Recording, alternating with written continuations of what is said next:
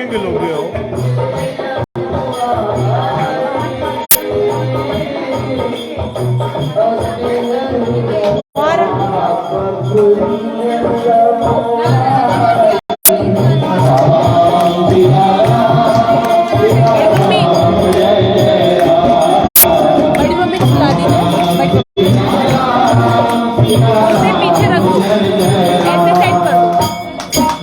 आपको जब हुआ ही आए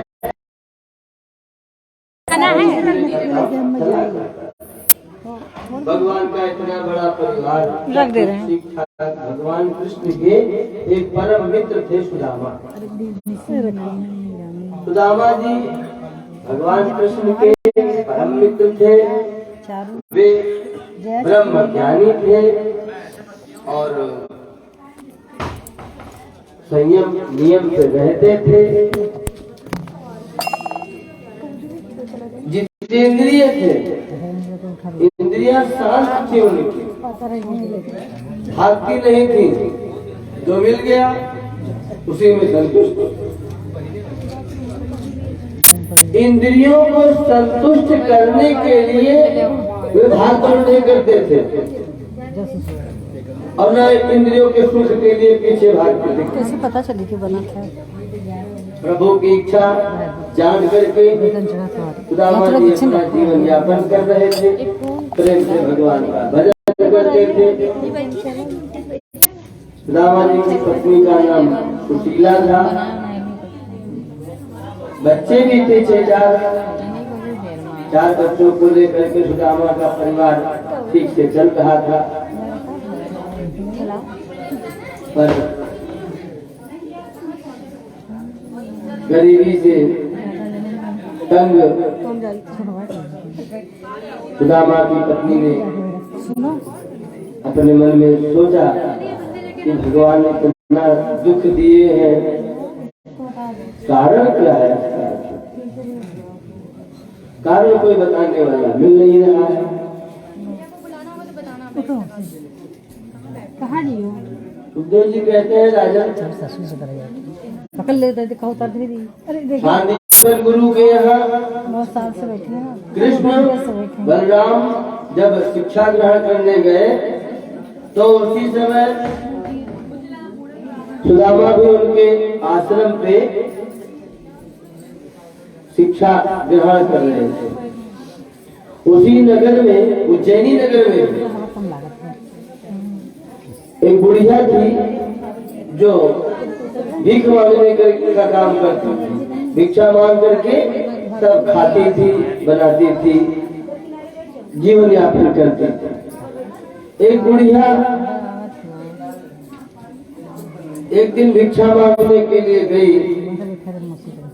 और पोटली में कुछ अनाज मांग करके 2-4 जगह से इधर उधर से आई। अपनी कुटिया में रख दिया उसने।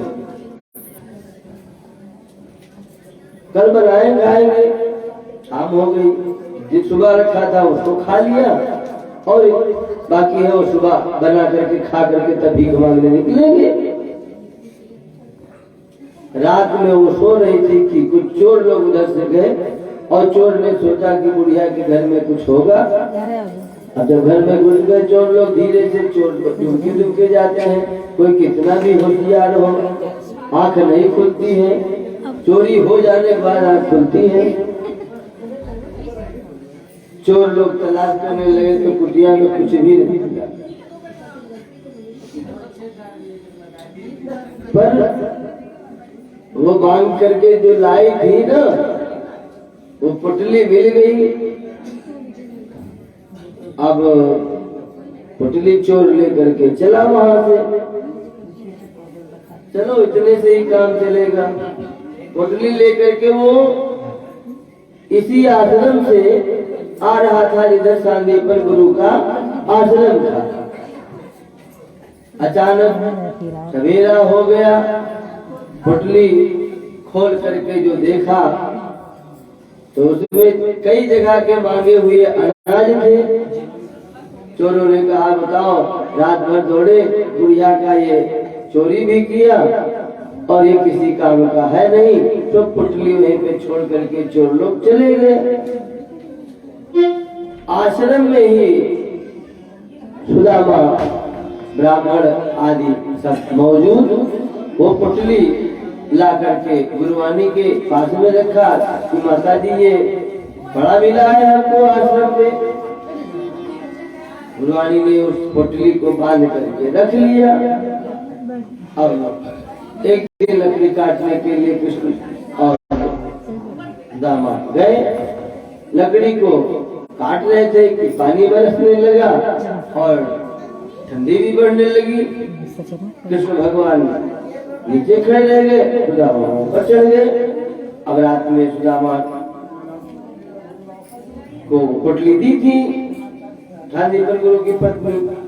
अब वो कहा कि भगवान करने की लाओ कुछ हमको खाने को, तो भूख लगी है।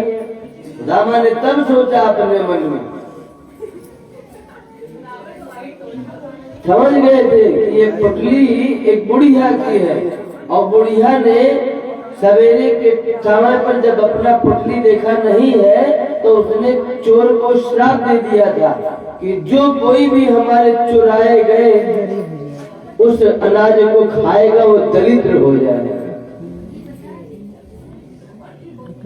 पुटली के उस अनाज को जो खाएगा चोर वो दरिद्र हो जाएगा। ये बात सुदामा को मालूम हो गया था। सुदामा ने वो पुटली अपने पास में रखी थी और ऊपर रह करके खा भी रहे। कन्हैया ने कहा कि मेरा भूख के मारे आते कुलबुला रही है और तुम ऊपर कुटुर कुटुर कुछ खा रहे हो। तो रामा ने सोचा कि अगर ये तो दाना खाए ले तो ये दरिद्र हो जाएगा, तो हमारा कन्हैया हमारा मित्र दलित न होने पाए, मैं ही दलितता भोग लूं, इस भावना से सुदामा ने उस पोटली का अनाज खुद खा लिया था। दलितता स्वीकार कर ली थी पर अपने मित्र को नहीं धोखा दिया। मैं चाहते सुदामा तो उनको भी एक मुट्ठी दे सकते थे, अपना भी खाते उनको भी खिलाते, खुद भी दरिद्र रहते वो भी दरिद्र हो जाते, क्योंकि बुढ़िया का शाप लगा हुआ अनाज था वो।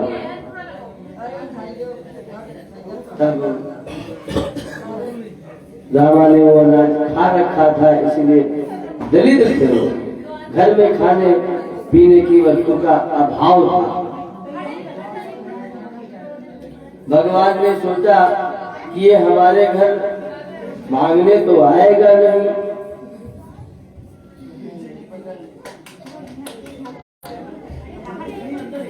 तो क्या किया जाए। भगवान ने संत का वेश बनाया और संत का वेश बना करके जाके दरवाजा खटखटाया, बोले भिक्षाम देहि। सुशीला बाहर निकली, माता जी भिक्षा दो। सुशीला ने कहा प्रभु हमारे घरे छुटिया पड़ा है, दिया पड़ा है, सूतक है। हाँ, कहा कौन सा सूतक, पैदा होने का कि मरने का।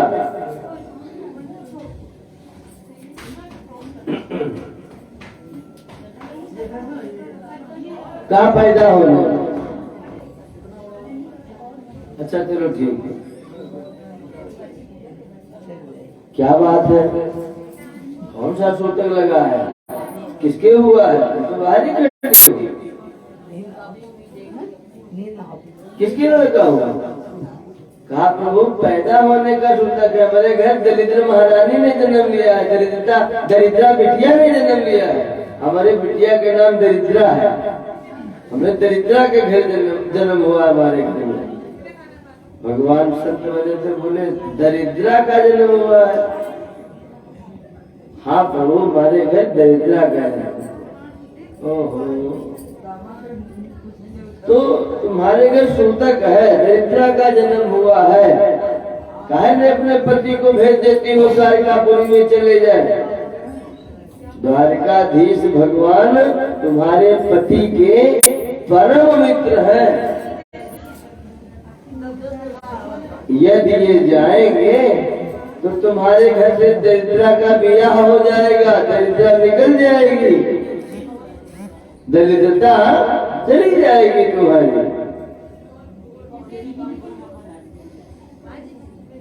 संत ने बतलाया कि भेजो इनको, द्वारकाधीश के मित्र हैं। अच्छा स्वामी जी, कहूंगी वैसे हमारे पतिदेव बड़े जिद्दी हैं। हमारे पतिदेव का नियम है कि हम किसी के दरवाजे पर मांगने नहीं जाएंगे, और घर में जो कुछ भी अपने आप प्रारब्धानुसार मिल जाएगा उसी से अपनी जीविका चलाएंगे। और यही कारण है कि 3-3, 4-4 दिन, हफ्ता बीत जाता है तो भूखो रह जाते हैं, बिलबिलाते हैं लड़के। पहनने को कपड़ा नहीं रह जाता है, बर्तन भाड़ा भी कुछ नहीं रह गया, वही माटी के बर्तन और वही लकड़ी का कठौती और वही पत्थर का कठोर।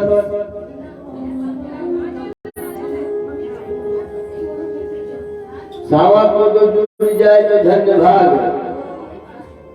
और दही दूध के तो सपना होगा। संत ने कहा कि ठीक है, तुम भेजो, उनके मित्र हैं, एक बार जाए देखें। कह करके संत जी तो चले गए। अब सुशीला बैठी घर में, पतिदेव संध्योपासन करके जब वापस आ गए तो सुशीला ने कहा, स्वामी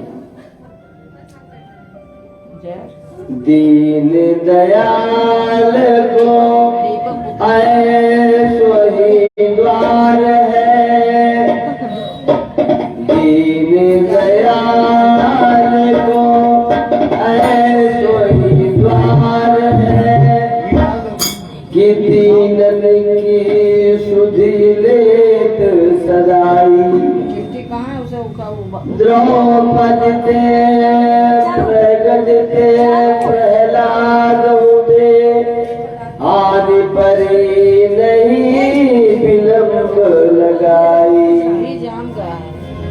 याते मावन भावत मोमन दीनता, और जो निबहे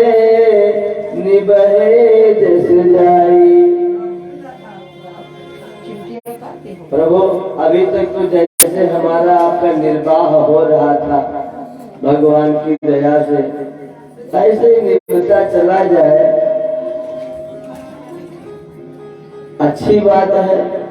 हमने सुना है कि दीन दयाल को ऐसो ही द्वार है, कि दीनन की सुधि लेत सदाई। द्वारकाधीश नाथ का ऐसा दरवाजा है कि जिस दर पे कोई चला जाए तो खाली नहीं लौटता है, क्योंकि द्वारकाधीश भगवान दीनों की सुधि लेने वाले हैं। अरे उन्होंने ही तो द्रौपदी का लाज रखा था, उन्होंने ही तो गजराज को गिरास से उबारा था, उन्होंने ही तो प्रहलाद को खंभे से प्रकट होकर के हिरण्याकश्यप से बचाया था। ऐसे दीनदयालु भगवान जब है तो उनके द्वार पे जाइए, द्वारकाधीश के द्वार पे जाइए। वैसे बताओ नहीं, सारा घी भर जाइए। दबाई दो। रामा बोले, देवी तो क्या मैं मांगने के लिए जाऊं? तुम मुझे मांगने के लिए कह रही हो? सुशीला ने कहा, नहीं स्वामी, मैं तुम्हें मांगने के लिए नहीं कह रही हूँ। तो फिर कह रहे हो कि अगर ऐसे द्वारकाधीश भगवान से आपको प्रेम नहीं हुआ तो जगह जगह तमाम राजा महाराजा का सेवा करो तो क्या फायदा?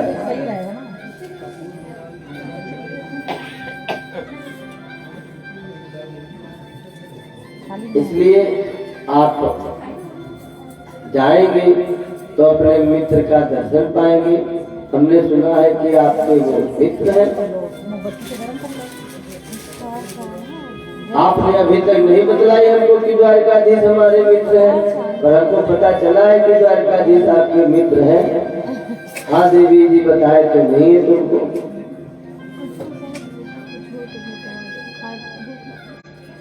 बता देने से ये हो जाता कि मन में कहीं तुम्हारे लालच न आ जाए कि जाओ द्वारकाधीश तुम्हारे मित्र हैं तो कुछ मदद कर देंगे। देवी जी इसीलिए हमने नहीं बताया। कहा नहीं स्वामी, आप जाइए, कम से कम आपको द्वारकाधीश का दर्शन तो मिल जाएगा। सुदामा ने कहा हाँ, ये बात तुमने बहुत बढ़िया कहा कि इतना दिन हो गया जब से हम पढ़ लिख करके लौटे हैं, तब से मित्र से भेंट नहीं हुई। काम तो कुछ भी नहीं है, भागना कुछ भी नहीं है, पर चलो ठीक है, उतना मुश्किलों का दर्शन हो जाएगा, द्वारकाधीश का दर्शन हो जाएगा। पर कैसे जाऊं, एक तो दूर है, और दूसरी बात कुछ भेंट देने के लिए पास में है नहीं। क्या भेंट दूंगा मैं? सुशीला ने कहा कि आप जाने की तैयारी बनाइए, भेंट मैं ले आऊंगी। सुशीला गई पड़ोसन के घर, देवी जी हमको कुछ चावल दे दो, एक मुट्ठी दे दो। एक मुट्ठी मिली, 4 घर से 4 मुट्ठी चावल मांग लाई। तो कोई चावल मोट रहा, तो कोई महीन रहा, और कोई के खुदी रहा, और कोई के समुच्चे रहा। 4 घर के चावल 4 मेल का। अब 4 मुट्ठी चावल मिक्स कर दिया। अब बांधने की समस्या आई तो किसने बांधा जाए?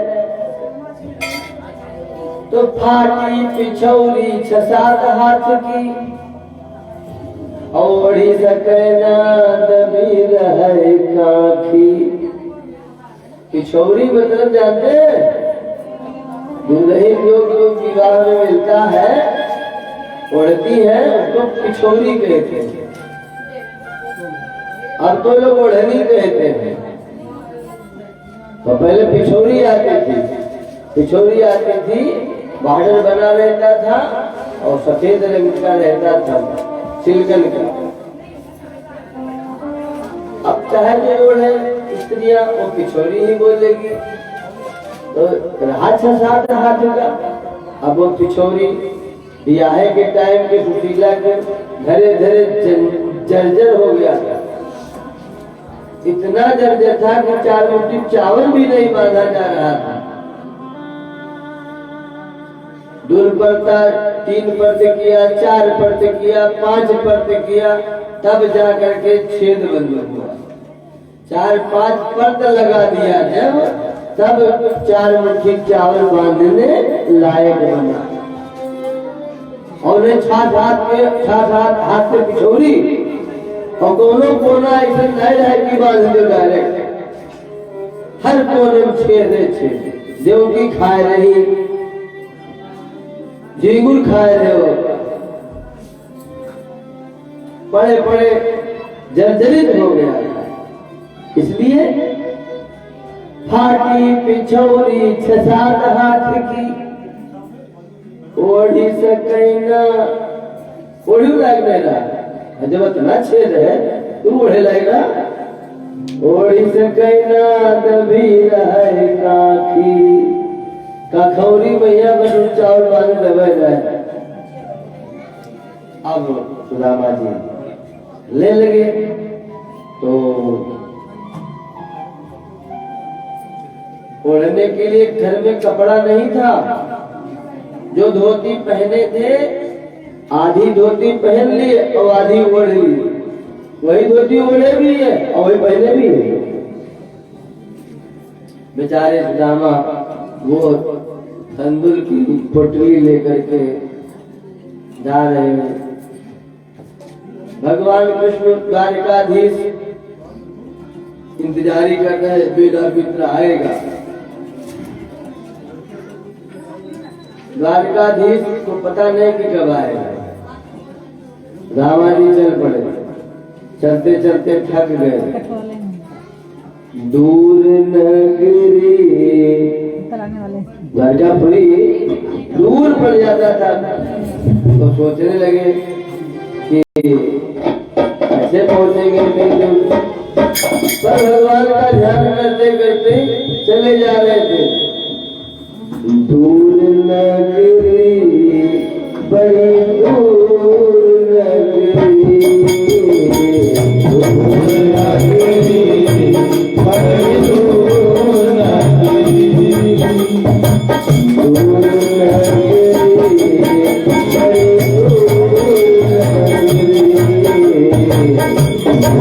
नगरी बड़ी दूर नगरी, दूर नगरी, कैसे आओ रे कन्हई, कैसे आओ रे कन्हई, तेरी दूर नगरी बड़ी दूर नगरी,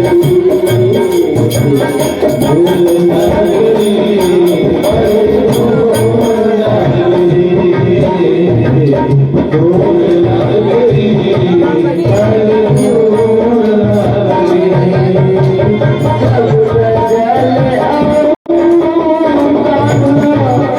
लाज मुझे लागे, जब जल आऊं लाज मुझे लागे, लाज मुझे लागे,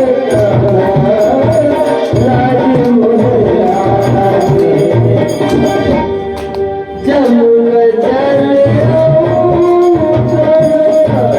लाज मुझे लागे,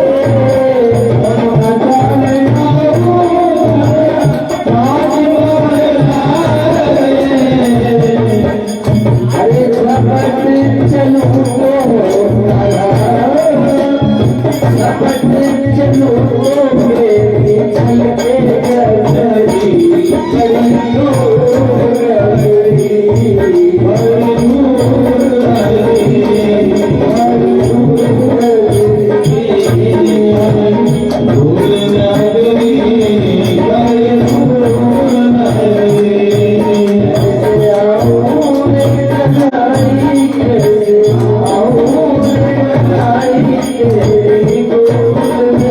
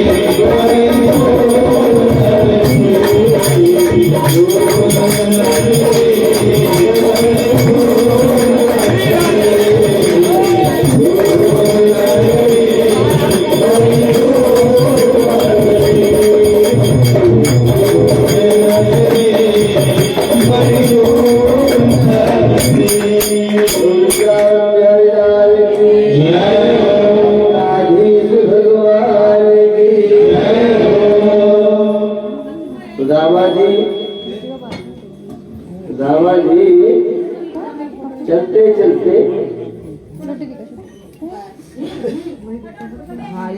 एक जगह आराम कर आंख बंद कर लिया, लेट गए। भगवान ने भी माया किया और अपनी माया के द्वारा रामा जी को उठा करके द्वारकापुरी में ही पहुंचा दिया। आंख खुली तो सामने बड़े बड़े महल, अटारियां। सुदामा ने लोगों से पूछा, भैया भला ये बताओ कि द्वारिका पुरी अभी कितनी दूर है? लोगों ने बताया कि महाराज आप द्वारिकापुरी में ही खड़े हैं। अरे हम द्वारिकापुरी में आ गए, हम तो समझ रहे थे कि दूर लगेगी, दूर है। ये तो भगवान की कृपा बताओ, पहुंच गए हम द्वारिकापुरी। ओहो प्रभु ये बतलाइए जगह कब पर जगह कब पर इस द्वारिकापुरी में हमारे मित्र कन्हैया रहते हैं, तो हमारे कन्हैया के घर जाते हो तो लोगों ने रामा से कहा कि महाराज आप जो नाम पूछ रहे हैं ना, उस नाम का यहाँ पे कोई नहीं है।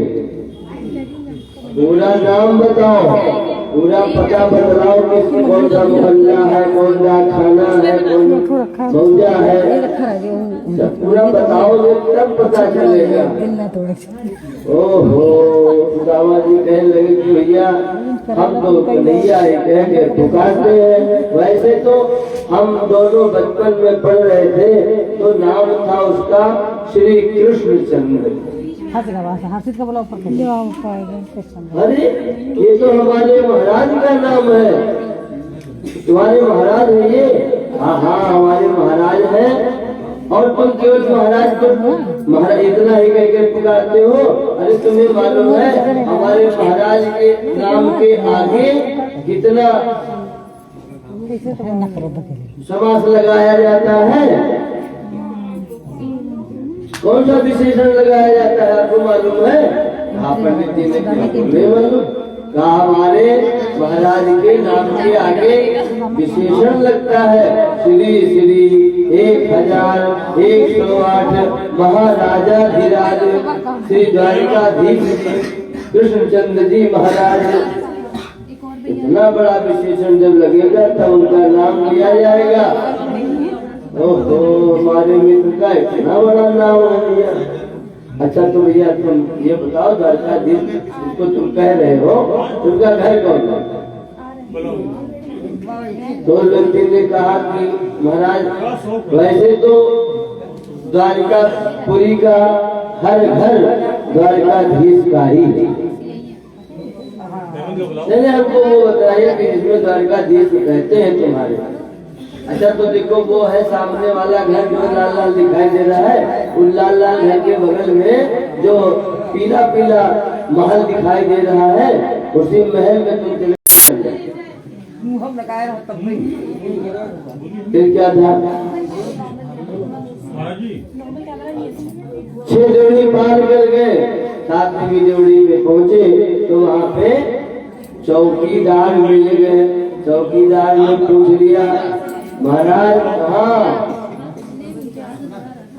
सुदामा ने कहा, भैया हम अंदर जाना चाहते हैं। चौकीदार ने रोक दिया उनको। महाराज बताइए तो किसे मिलना है?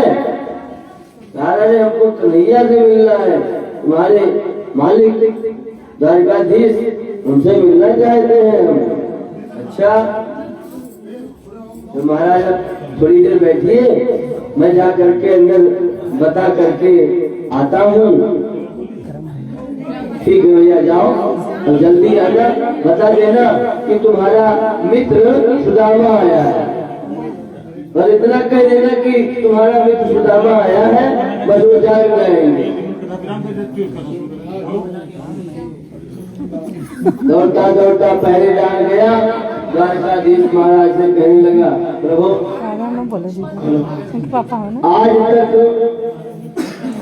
तमाम लोग आए, राजा भी आए, महाराजा भी आए, भगवान भी आए, देवता भी आए, पर ऐसा रूप होलिया जिसका है, ऐसे रूप होलिया वाले व्यक्ति को तो आज पहली बार हम देख रहे दरवाजे पे खड़ा है।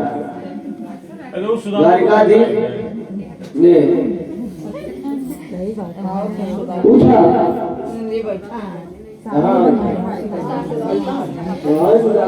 चौकीदार का बताओ, चौकीदार नाम बताओ। महाराज जी एक भजन गाइए जी। नहीं लगाया रहो, किससे लगाया बच्चा बनाया हुआ है। एक भजन आप सुनो, 2 लाइन के बोल दो। अरे द्वार पालो कन्हैया इधर सुदामा कन्हैया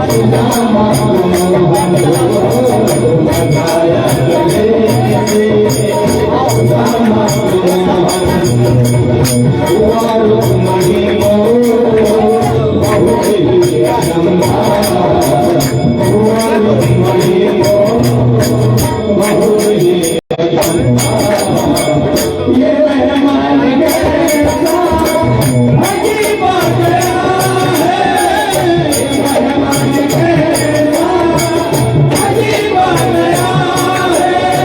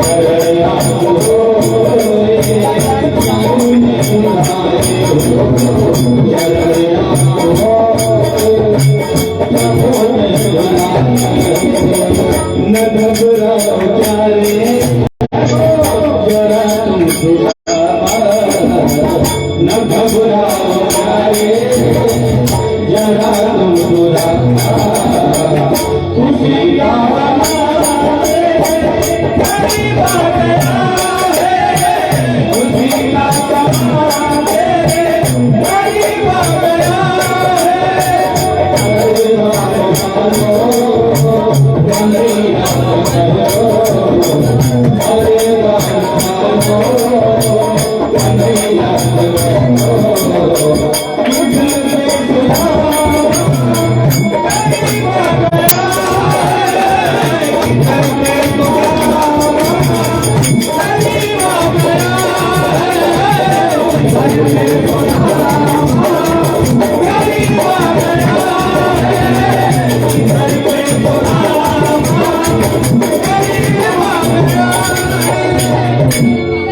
बोले बांके बिहारी लाल की जय, सुदामा महाराज की जय।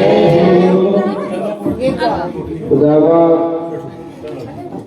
भीतर आए, सुदामा जी को बिठाया भगवान ने सब लोगों के सामने। सुदामा को पहले तो आया चौकीदारों कहता है प्रभु एक विभूति आई और विभूति काशी से पगा न जगा तन में नहीं जान रामा धोती फटी सिलटी दुपटी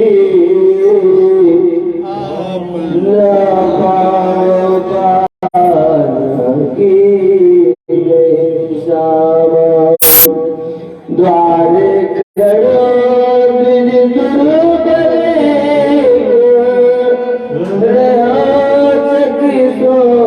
वसुधा अभिरामा भूषण दीन दयालु प्रधान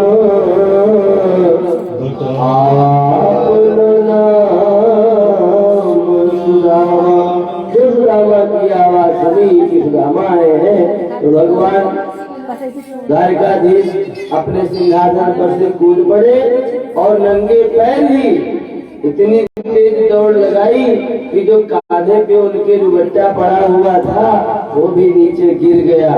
दोनों बाहें फैला करके, दोनों भुजाओं को फैला करके दौड़ लगा रहे हैं। आज उनके पीछे पीछे रुक्मणियाँ दौड़ रही हैं और पहरेदार दौड़ रहे हैं। वहाँ सभा में बैठे लोग सोच रहे हैं कि आज तक हमने ब्रह्मादि देवताओं को आते हुए यहाँ पर देखा और जो आया वो अपना मत्था नवाया। आज तक कोई ऐसा नहीं आया कि जिसके लिए हमारे द्वारकाधीश इस तरह से भुजा फैला करके दौड़े हो, जरूर कोई विभूति है। सब लोग पीछे पीछे कन्हैया के दौड़े और द्वारकाधीश भगवान दरवाजे पीछे सुदामा को गले से लगा लिए, भुजाओं में पास कस करके जगड़ लिया और सुदामा को सबके सामने हाथ पकड़ करके धीरे धीरे लाते हैं, अपने सिंहासन पर बिठाते हैं और कहते हैं देवी जी जाओ, सुदामा जी आए हैं इनका पैर धुलने के लिए, परात में पानी लेकर के आओ। सुदामा जी के पैरों में बैठ गए भगवान कृष्ण और उनके पैरों की हालत जो देखी तो उनके आंख से आंसू गिरने लगा। इतनी बीमारियां फटी हुई थी कि अगर बिच्छू भी बैठ जाए तो पता न चले, इतनी गहरी गहरी। तो बताओ कि दर्द होगा कि नहीं होगा ना? जैसे उसमें कांटे निकालने लगे वैसे ही कीड़ा पैदा हो, खून बहने लगे और सुदामा जी चिल्लाने लगे क्योंकि बीमारियां पड़ी हैं। नंगे पैर आने से पैरों में छाले पड़ गए थे, कहीं कहीं छाले फूट भी गए थे। तो जो छाले फूट गए थे उसमें धूल भरे हुए थे, कहीं कांटे चुभे हुए थे। भगवान कृष्ण अपने पीताम्बर से उनके पैरों के पौली के धूल को झाड़ रहे हैं और जब धूल झाड़ देते हैं तो जहां उनके कांटा चुभा रहता है उसको अपने हाथों से निकालते हैं।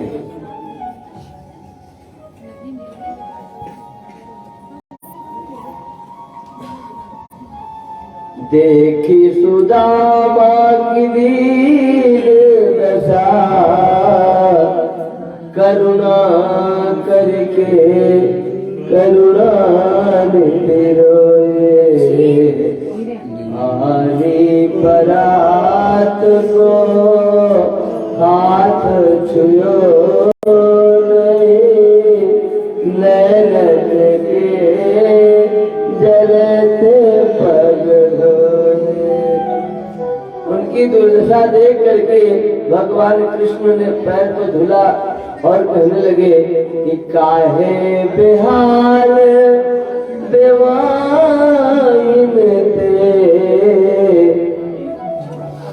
अरे इतना हाल तुम्हारा जब बेहाल था तो तुम पहले क्यों नहीं हमारे पास में चले आए थे?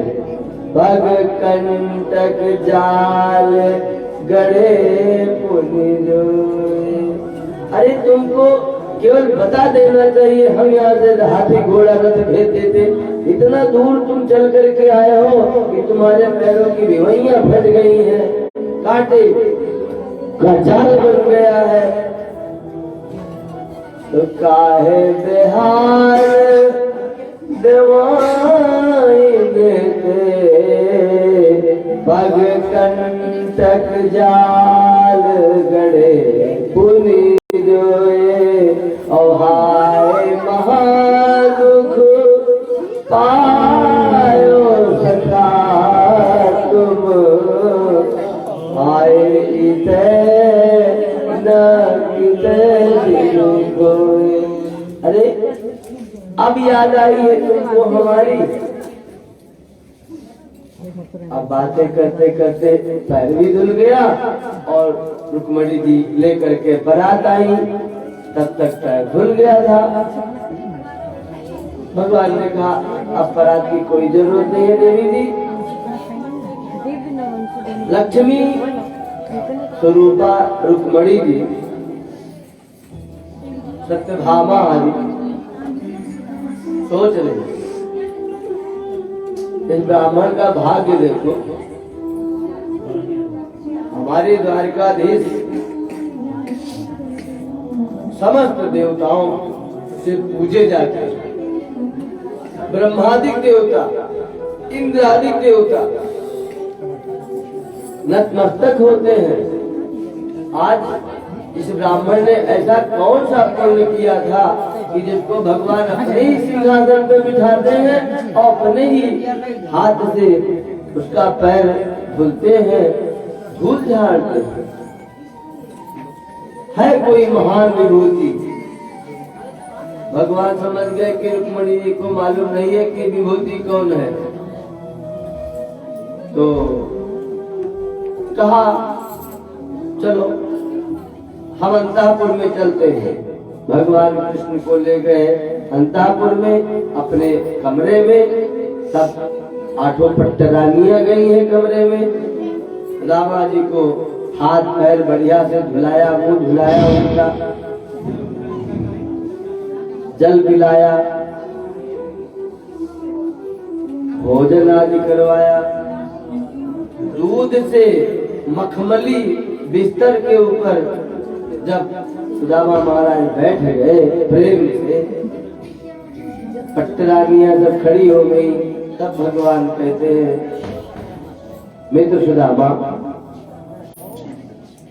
हम दोनों गुरुकुल में साथ साथ पढ़े हैं, याद है तुमको?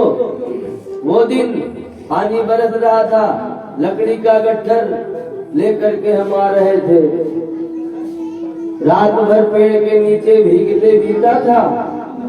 सवेरे गुरुवाणी और गुरु महाराज ढूंढते ढूंढते आए थे, दौड़ते दौड़ते।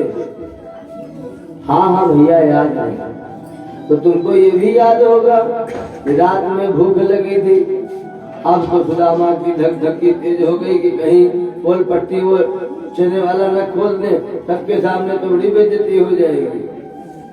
हाँ भैया वो तो सब याद है। और बता, विवाह तुम्हारा हो गया? सुदामा जी ने कहा भैया विवाह हमारा हो गया। बच्चे कितने? कहा 4।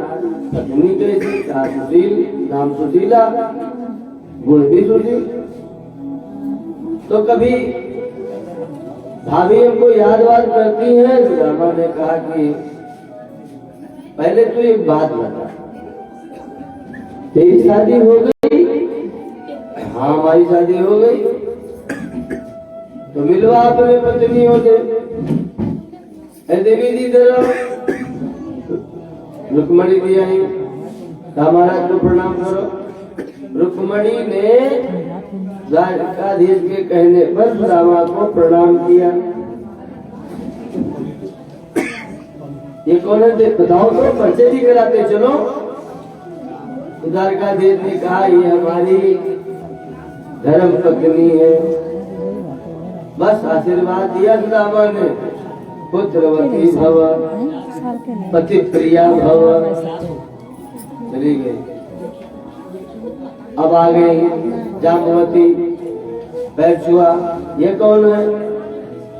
कृष्ण जी ने कहा महाराज ये भी वही है। अच्छा, तो पुत्रवती भव, पति प्रिया भव। और रानियां सत्यभामाएं, ये कौन है? भगवान बोले ये भी वही है। हे भैया तेरे तो बड़े ठाट है, एक शादी हमने की और नहीं बुलाया तो तू शिकायत कर रहा है। और अभी कितनी रानियां हैं? 3 दिन का तो पाँव पकड़वा लिया तूने। कहा बस इस समय जो भी पाँव पकड़े आवे सब समझो वही हुए। अब क्या पूछना, लाइन लग गई महाराज। सुदामा जी गिनते गिनते गिनते गिनते थक गए। जब 5000 तक संख्या पहुंच गई तो सुदामा ने कहा तेरे इतनी पत्नियां हैं? राम राम। पुत्रवती भव, पति प्रिया भव, पुत्रवती भव, पति प्रिया भव होते होते कहते कहते अब सब भूल के भव भव कहने लगे। अब में पाँव पकड़े पूछा भव भव भव भव, यही निकले लगा। आगे वाला सब चीज खत्म। अब तो धना जिनका बोला करे सबका जो भव भव भव। सुदामा ने जब देखा इतनी लंबी लाइन तो कहा सही सही कन्हैया बता कि तेरी कितनी पत्नियां? कहा पूछो मत, जितना जनी आवे। अब ऐसा समझ लो आधो नाई भाई, राम राम राम, आधो नाई भाई हमारे गटई सूखे लागे। अब तो जितनी है तो तुम ऐसा करो कि तुम ही सबके घंटी अकेले पाँव पकड़ लो हमारे। तुम हमारी सब पत्नियां हैं और तुम उनके पति हो तो तुम हमारे इकट्ठे पाँव पकड़ लो और मानो सबने पकड़ लो। द्वारकाधीश ने पाँव पकड़ लिया। अब सब पत्नियां चली गई। अब आराम से जब लेटे पैर दबाने लगे तब भगवान कृष्ण ने कहा कि हमारी भाभी ने कुछ संदेशा भी दिया है। हाँ हाँ, संदेशा क्या दिया है? एक मास दुई पाख, एक मास दुई पाख में दो एकादशी हो। संदेशा भेजा है तुम्हारी भाभी ने कि एक मास दुई पाख में दो एकादशी हो। और मेरे घर श्याम जी आपकी कृपा से नित एकादशी होए। हमारे घरे रोज एकादशी रहती, सबके घरे तो महीना में दुई एकादशी आवत थी और हमारे घरे रोजे एकादशी आवत थी। भगवान भाव समझ गए, संदेशा जो भेजी थी कि कोई जान न पावे, और जानने वाले जान गए। सो जाने ही देहु जनाई, तो जान गए प्रभु। और अब बोले तो हमारी भाभी ने संदेशा दिया, कुछ हमारे लिए गिफ्ट भी दिया है, कुछ उपहार दिया है। अब तो चौंक गए कि अब ये 4 मुट्ठी का चावल जो लाए हैं, इतना बड़ा वैभव, हिम्मत नहीं पड़ रही है। दामाद ने कहा कि कुछ नहीं लाए। अरे कुछ तो दिया होगा। अच्छा, तो हम देख रहे हैं कि तुम जब से आए हो तब से अपना दाहिना हाथ चपकाए ही हो, क्या हो गया तुम्हारे हाथ में? दामाद ने कहा कि हाथ में वो थोड़ा सा दर्द हो रहा था, इसलिए हाथ चपका लिए थे। भगवान ने कहा तो अभी तक हमको बताया क्यों नहीं? अभी तक हम तुम्हारा पैर दबा रहे थे, अब लाओ तुम्हारा ये हाथ भी दबा रहे। जैसे हाथ की तरफ बढ़ने लगे कटोरी वाले पे जहाँ चावल छिपा था, दामा ने रोक दिया। अरे रहने दे भैया, बहुत दर्द हो रहा था। हाथ तो लाम ठीक नहीं किए, डॉक्टर है। जैसे ये हाथ पकड़ा वैसे ये पुतली जो है आ गई भगवान के हाथ में। कहा इसीलिए तुम छिपा रहे थे। भगवान ने पुतली खोला, एक मुट्ठी चावल उसमें से निकाला, प्रेम से खाया। एक लोक का वैभव गुप्त रूप से दे दिया सुदामा। 2 मुट्ठी खाया तो 2 लोक का वैभव दे दिया। और जब 3 मुट्ठी खाने के लिए चले तो रुक्मणी ने उनका पैर हाथ लपक करके रोक लिया। महाराज क्या करने जा रहे हैं? अरे 1 मुट्ठी खा के 1 लोक का राज दे दिया, 2 मुट्ठी खा करके 2 लोक का धन वैभव संपदा आपने दे दी सुदामा को, और 3 मुट्ठी चावल खा करके 3 लोक का वैभव दान कर देंगे तो भला बताइए कि हम और ये इतनी दानिया कहाँ जाओगी प्रभु? अरे दान देना ठीक है, पर भिखारी बन जाना नहीं ठीक है। दान देना ठीक है, पर दान इतना दो कि जिससे हम भिखारी हो जाए। कि दान देते देते भिखारी बन जाए, तो ऐसे दान की कोई प्रशंसा नहीं करता है। तो भगवान रुक गए। अब मेरा हुआ। दामाद ने कहा कि अब भी हमें जाना चाहिए। भगवान ने रोका नहीं। अच्छा तो मैं चलता हूँ। हाँ ठीक है महाराज, अब की बार आना तो भाभी को जरूर लाना।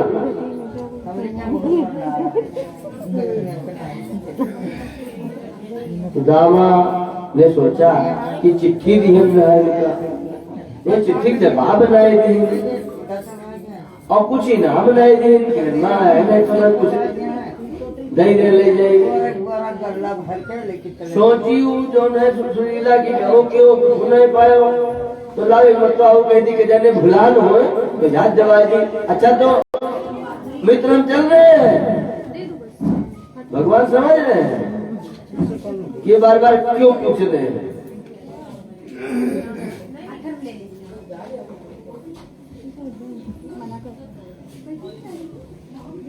भगवान ने कहा हाँ हाँ एक चीज भूल गए थे। अच्छा कहा कि हमें संदेशा जो भाभी ने दिया था उसका जवाब हम दिए दे रहे हैं, वो संदेशा ले जाना है। वो वही बोल रहे देना। भगवान ने जवाब लिख करके दिया, होनी थी सो हो गई। भगवान ने जवाब दिया सुदामा की पत्नी ने जो चिट्ठी लिखी थी, होनी थी सो हो गई, अब ऐसी न होए, और भाभी तेरे द्वार पे नित्य द्वादशी होए। द्वार का पारण तीन जाते है ना, तो कहा रोज बोले घरे पारण होए। ये आशीर्वाद दिया भगवान ने, चिट्ठी के बदले में जवाब दिया कि आज के बाद में जो होना था वो हो गया, अब आगे से ऐसे नहीं होगा। अब तो बाप के घर पे रोज द्वादशी का पारण होगा। ये आशीर्वाद दिया और उधर सुदामा चल पड़े। जब गए वापस तो सुदामा का कुटिया उटिया सब गायब, बन गया महल। 16 श्रृंगार के सुदामा की पत्नी सुदामा की प्रतीक्षा में सुदामा जी सोच रहे हैं, अरे दो हंसों का जोड़ा अरे बिछड़ गयो रे, गजब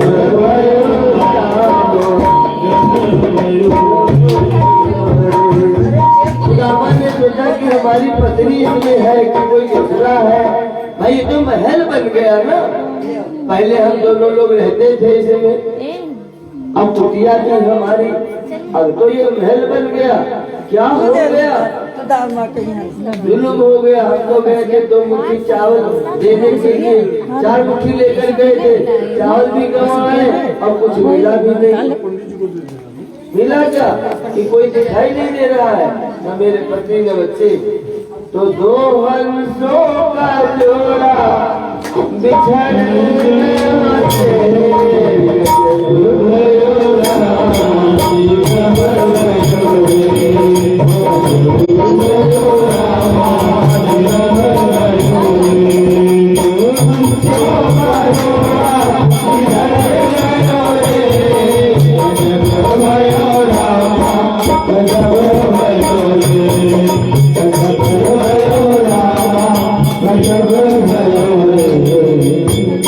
गजब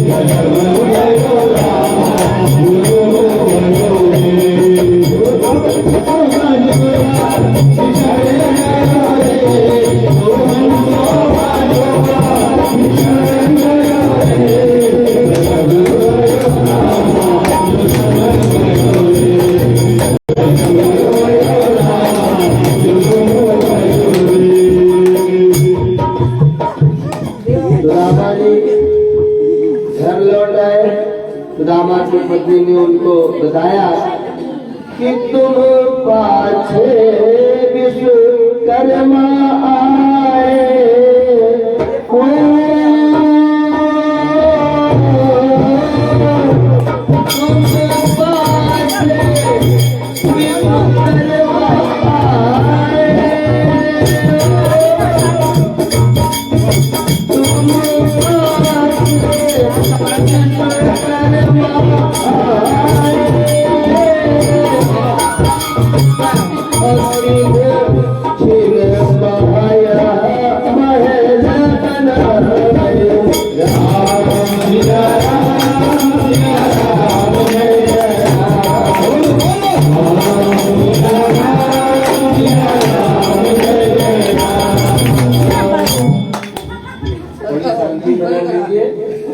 कथा समाप्त हो गई है। अब हम आज सप्तम दिवस है। चेंज करो कपड़ा। अब आप लोगों को हम ले जाओ। परीक्षित मोक्ष की कथा सुना करके यहीं से कथा खत्म हो जाएगी। कल पूर्णाहुति हवन होगा, उसके बाद में भंडारा शुरू हो जाएगा। कथा कल नहीं होगी। सप्तम दिवस की कथा आज ये समाप्त हो रही है, इसलिए आप लोगों को एक सूक्ष्म रूप से परीक्षित मोक्ष की कथा सुना देते हैं कि 7 दिन तक परीक्षित ने इस कथा को सुना और 7वें दिन जब कथा खत्म हुई तब सुखदेव जी के चरणों में गिर करके बोले, महाराज अब तो सांप आएगा, हमको काट लेगा, अब तो हम मर जाएंगे। बड़ी जोर से डांटा सुखदेव ने, राजन 7 दिन से मैं तुम्हें समझा रहा हूँ, बार बार बता रहा हूँ कि जीवात्मा अजर है, अमर है, इसको कोई काट नहीं सकता है, इसको कोई जला नहीं सकता है, इसको कोई गीला नहीं कर सकता है, इसको कोई सुखा नहीं सकता है। नैनम छिन्दन्ति शस्त्राणि, इसको कोई सर्प नहीं काट सकता है। नैनम दहति पावका, इसको कोई आग जला नहीं सकती है। तो अब तुम अभी जल रहे हो। अरे गुरुदेव भूल हो गई, अब मैं जान गया कि मैं हूँ, मुझको कोई नहीं काट सकता है, जला सकता है। शरीर तो पांच भौतिक है, इसको तो जलना गड़ना सड़ना जो भी है वो करे। और जीवात्मा हमारी शुद्ध बुद्ध हो गई, अब हम भगवान के ध्यान में मगन हो रहे हैं। सुखदेव जी बोले तो ठीक है, हम भी चल रहे हैं। 7 दिन की कथा तुमको सुना दी, अब तुम बैठो तो भगवान का भजन करो। नाम संकीर्तनम, जैसे श्रीमद् भागवत का अंतिम श्लोक भी आपको सुनाई दे रहे हैं। पहला श्लोक सुना दिए थे, अब ये अंतिम श्लोक भी, परीक्षित का मोक्ष हो गया, अंतिम श्लोक भी।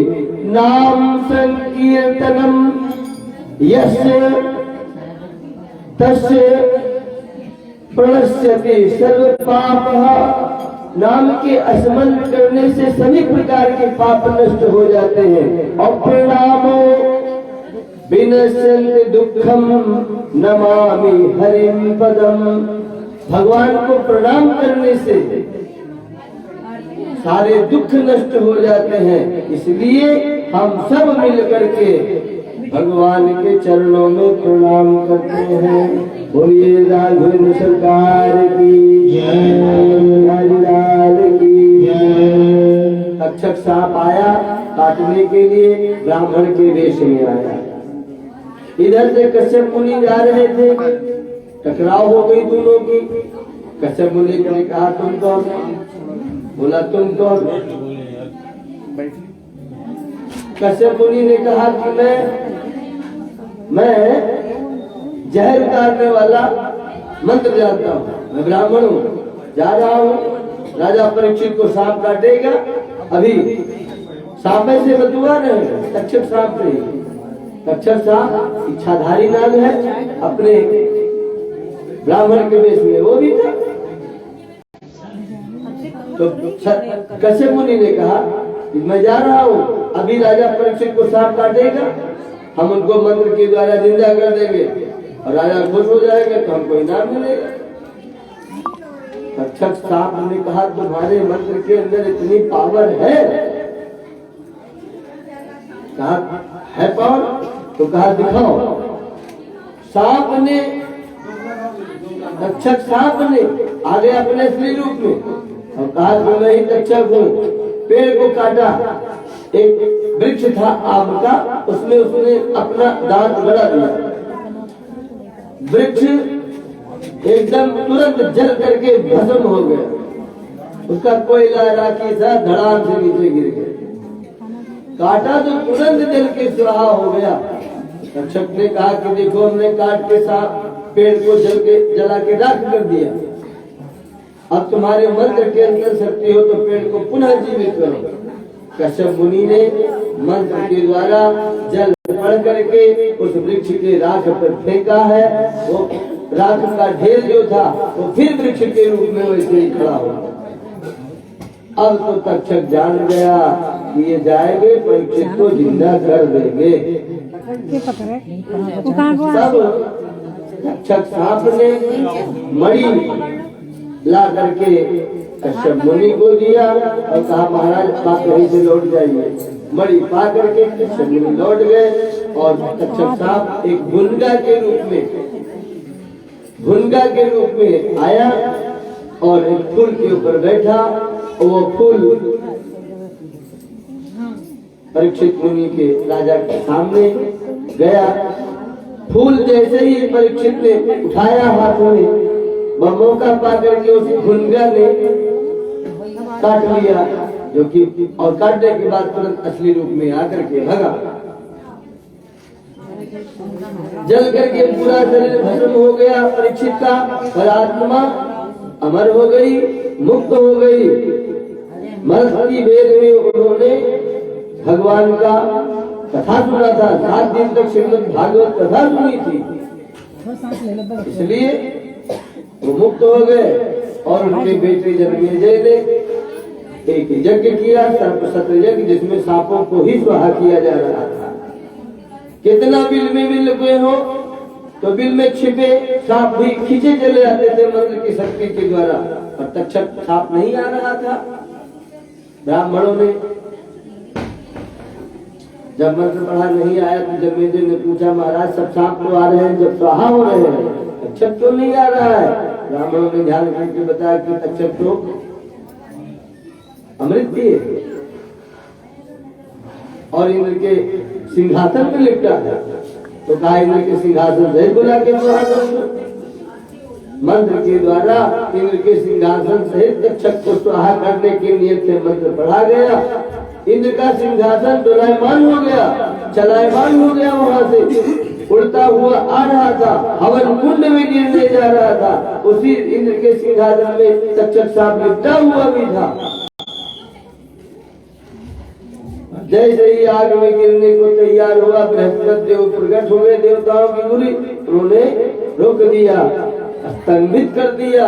और अपने मंत्र के द्वारा स्तंभित करने के बाद में बोले जन्मेजय से राजन, जो होना था सो हो गया। अब एक सांप के बदले में तुमने हजारों सांपों को जला करके राख कर दिया। अब तक्षक को तुम मार नहीं सकते हो, क्योंकि वो अजर है, अमर है, उसने अमृत पी रखा है। जन्मेजय का सर्पशत्र यज्ञ बंद हो गया। उनके हवन कुंड में वही सांप मारे गए थे जिनको सांपों की माता कद्रू ने श्राप दिया था कि तुम हमारा कहना नहीं मानते हो, इसलिए जन्मेजय के यज्ञ में भस्म हो जाओ। तो आज कद्रू के वही लड़के जन्मेजय के यज्ञ में सांप के रूप में भस्म हुए हैं और तक्षक बच करके चला गया। इस तरह से 7 दिन की श्रीमद् भागवत की कथा समाप्त हुई और परीक्षित जी का मुक्ति हो गया और सुखदेव जी अपने स्थान पे चले गए। और जितने लोग कथा सुन रहे थे सब लोग चले गए भगवान के कथा सुन करके और भगवान का नाम संकीर्तन करते हुए। बोलिए वृंदावन बिहारी लाल की जय, मैया की जय, भगवान की जय, भागवत महापुराण की जय, सुखदेव जी महाराज की जय। आरती कर दो। पागल की शक्ति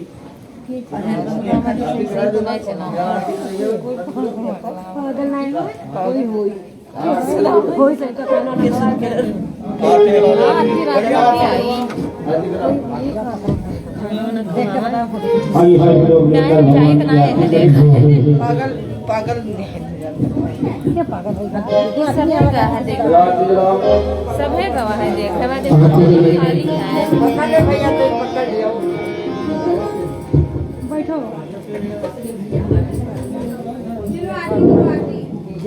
अंदर में खाली है सब है गवाह देख जाओ कोई देख के आओ तो बताओ जी कहाँ आएंगे इतना ठंडी में आए थे तो अच्छे रही करीबन मिठाई लाई रही दे दी हर मन मिठाई लाई रही चढ़ावला अलग बोले भाई बिहारी लाल की जय बोले